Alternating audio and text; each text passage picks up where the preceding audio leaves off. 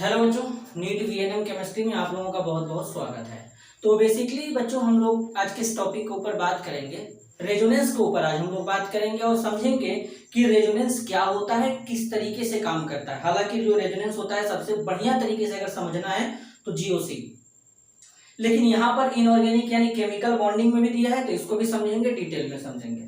तो सबसे पहले अपने कॉपी में आज का हेडिंग क्या होना चाहिए, रेजोनेंस होना चाहिए। तो यहाँ पे क्या हो जाएगा बच्चों, रेजोनेंस क्या हो जाएगा, रेजोनेंस हो जाएगा यहाँ पे हेडिंग। अब जरा समझेंगे रेजोनेंस होता क्या है। सबसे पहले हमारे दिमाग में ये आना चाहिए कि रेजोनेंस एक हाइपोथेटिकल फिनोमेना होता है। क्या होता है, हाइपोथेटिकल होता है। अच्छा, ये इससे क्या करेंगे, इससे bond order, bond strength, bond length, ये सारा चीज कैलकुलेट कर सकते हैं और पता कर सकते हैं। अब जैसे रेजोनेंस का जरूरत हमको क्यों पड़ा, ये जरा समझते हैं, और ये बहुत ही बढ़िया बात है। जैसे मान लो, पहले मैं समझाऊं एक एग्जांपल लेके। जैसे हमारे पास है ओजोन, क्या है ओजोन, ओजोन का फॉर्मूला होता है O3। अब अगर हम ओजोन का स्ट्रक्चर बनाएं तो ऑक्सीजन डबल बॉन्ड, यहाँ पे एक कोऑर्डिनेट बॉन्ड होता है। और मॉडर्न केमिस्ट्री में कोऑर्डिनेट को अगर हम कोवैलेंट के जैसा रिप्रेजेंट करें तो माइनस, यहाँ पे प्लस, यहाँ पे माइनस, यही होता है, यही होता है बेटा। तो यहाँ पर देखा जा रहा था कि जो सिंगल बॉन्ड था 148 पिकोमीटर और जो डबल बॉन्ड का जो लेंथ था 121 पिकोमीटर था। ऐसे O plus minus double bond O, तो यानी 148 पिकोमीटर सिंगल बॉन्ड और डबल बॉन्ड का लेंथ 121 पिकोमीटर था। ये क्या हो गया, ठीक है। अच्छा, तो यहां पर इस तरीके से पता चला। लेकिन मतलब मैं बता रहा हूं नॉर्मल कि अगर ऑक्सीजन डबल बॉन्ड है तो जो बॉन्ड लेंथ होगा, मतलब जो बॉन्ड लेंथ होगा 121 पिकोमीटर, और अगर ऑक्सीजन सिंगल बॉन्ड है तो 148 पिकोमीटर होगा। लेकिन ऐसा तो यहाँ था ही नहीं, ऐसा तो था ही नहीं। लेकिन जब प्रैक्टिकली देखा गया तो यहाँ पर बॉन्ड लेंथ तो 128 पिकोमीटर आ रहा था। अब ऐसा क्या जादू हो गया कि यहाँ का बॉन्ड लेंथ यहाँ का बॉन्ड लेंथ सेम हो गया, 128 पिकोमीटर आ गया। तो ये कैसे संभव हो पाया, रेजोनेंस के कारण। तो रेजोनेंस क्या होता है, एक हाइपोथेटिकल फिनोमेना होता है, ऐसा फिनोमेना होता है। इसमें डिफाइन कैसे करेंगे, जैसे एक मॉलिक्यूल के सारे प्रॉपर्टी को जब एक स्ट्रक्चर के द्वारा एक्सप्लेन नहीं कर पाते हैं तो उस केस में उस मॉलिक्यूल या स्पीसीज का अलग अलग स्ट्रक्चर ड्रॉ किया जाता है, जिसे रेजोनेटिंग स्ट्रक्चर या कैनोनिकल स्ट्रक्चर कहते हैं। अब समझ में आया। तो तुमको जो यहां पर दिख रहा है ये दोनों रेजोनेटिंग स्ट्रक्चर थे। तो अब ये दोनों क्या थे, ये हमारे रेजोनेटिंग स्ट्रक्चर या कैनोनिकल स्ट्रक्चर थे। तो एक्चुअल में जो स्ट्रक्चर बनता है इन दोनों के बीच में कहीं स्ट्रक्चर लाई कर रहा था, और इस तरीके से ये स्ट्रक्चर बनता है। यहां पर क्या था, प्लस माइनस माइनस, और ये डबल बॉन्ड कहीं ना कहीं इनके बीच में ऐसा लाई कर रहा था।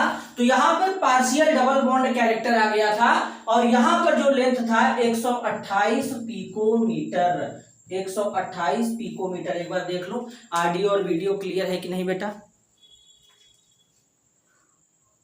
ऑडियो और वीडियो पूरी तरीके से क्लियर है। तो यहां पर इस तरीके से जब लेंथ देखा गया तो 128 पिकोमीटर आया। तो जहां ऑक्सीजन के बीच में, ओजोन में जो तीनों ऑक्सीजन है, तो यहां से यहां के बीच का लेंथ, यहां से यहां के बीच का लेंथ जो होता है एक्चुअल में एक्सपेरिमेंटली 128 पिकोमीटर होता है, न कि 121 और 148 पिकोमीटर होता है।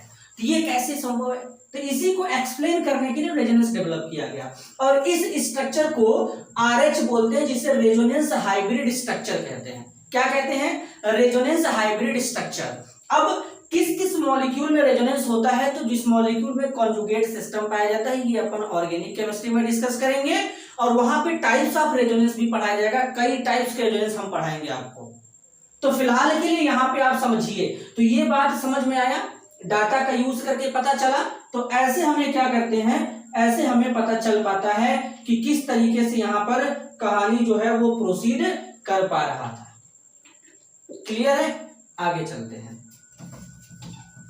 चलो अब देखो, अब यहां पे एक आंख और मैं बना के दिखाता हूं रेजोनेटिंग स्ट्रक्चर आपको। किस तरीके से चीजें चल रही हैं। मैंने क्या बोला, जब एक मॉलिक्यूल के सारे प्रॉपर्टी को एक ही स्ट्रक्चर के थ्रू एक्सप्लेन नहीं कर पाते हैं तो उस सिचुएशन में उस मॉलिक्यूल का अलग अलग रेजोनेटिंग स्ट्रक्चर ड्रॉ करते हैं, उस फिनोमेना को रेजोनेंस कहते हैं। जैसे हमारे पास है कार्बोनेट आयन CO3-2, तो कार्बोनेट आयन कुछ इस तरीके से देखो बेटा एग्जिस्ट करता है ये। तो अगर तुम इसका रेजोनेटिंग स्ट्रक्चर बनाओगे तो पहले इस माइनस को यहां लाओ, इस बॉन्ड को यहां पे तोड़ो, तो यहाँ पे क्या हो जाएगा O-, यहाँ पे आ जाएगा डबल बॉन्ड, यहाँ पे ये माइनस तो एज इट इज है, तो इस माइनस को यहाँ लाओ, इस माइनस को यहाँ लाओ और इस वाले बॉन्ड को इस पे तोड़ दो, तो कुछ इस तरीके से स्ट्रक्चर बन जाएगा। यहाँ पे O-, यहाँ पे O- डबल बॉन्ड हो। अब अगर तुम इस माइनस को यहाँ लाओगे, इस बॉन्ड को यहाँ तोड़ोगे तो स्ट्रक्चर रिपीट होने लगेगा।